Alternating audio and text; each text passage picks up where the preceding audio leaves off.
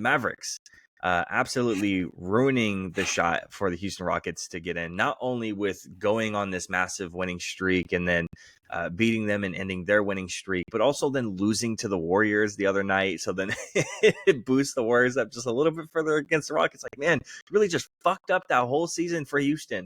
Man, I would not be happy if I was a Houston fan. But the Mavericks won 7 straight before losing to the Warriors. They've won their last 11 out of the last 13 games, moving up to the 5th seed in the Western Conference. Luka's been on fire, right? Averaging 31.3 points, 10.4 rebounds, and 9.3 assists during their streak. The Mavs have been one of the most dominant NBA teams since the since the trade deadline, going 16-7 up to this point. They're moving out of the play-in and just 2 games back from the Clippers in the 4th seed. So all of a sudden we look at Mavs in the play-in, and all of a sudden now they might have home court advantage in that first round. And depending on who wins, obviously, and moving down the line in the playoffs. Now, super duper frustrating that point. But with this winning streak, does this put Luka into a real MVP conversation? Because I think the award's just been handed off to Nikola Jokic at this point. We're going to have an NBA awards conversation and what I actually think and what you actually think. But are we actually going to have a real conversation about it? Or is this like, okay, yeah, I get it. Because the whole conversation before was, well, that's great that Luka puts up the numbers. I don't really give a shit. They're the 10 seed. They're the 9 seed. They're the 8 seed. They're not winning enough games to put him into that conversation. Now with the potential of them getting into the 4th seed, now can we have a conversation? Or is it still like, hey, man, it's just a little bit too late. The narrative's not there anymore. No, I think it's definitely on its way.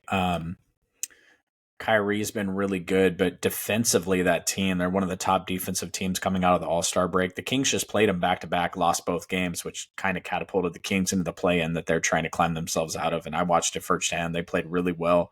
It was really good defense because the Kings have an amazing offense, and it's really – you still got me? Yeah.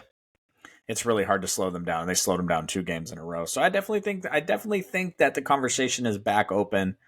Now, recency bias, I think, is a big thing. I think it actually helps Luka that he's coming on strong at the end of the year. So I definitely think when it comes to the NBA MVP award, Luka is trending up for sure. I don't think it's too little too late like we talked about with Joel Embiid and the Sixers. I think it's actually just at the right time to put your stamp on the league, especially to catapult yourself from the 10th, 9th, 8, 7, 6, 5. Now we're like, oh my gosh, can they get to 4? The West, man, the Mavericks schedule, the Suns schedule, it's just a bloodbath right now. It's going to be the best basketball of the season in the last 8, 9 games of the season.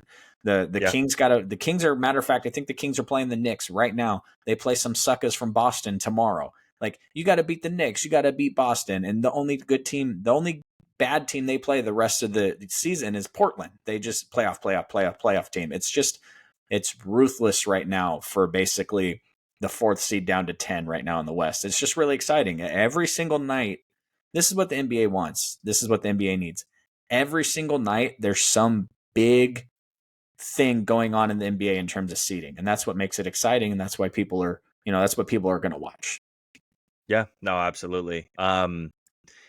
We talked about it very recently, how the West is, like you said, it is that bloodbath, right? And everybody's like within a game, a half game, couple of games within each other. And then all of a sudden, the schedule strength is all of a sudden the most important thing coming down to the last 15 games. And it's really, really made a difference. Just completely reseeding a ton of teams. And the West is going to be fun regardless of how the seeding ends up shaking out. It's going to be exciting.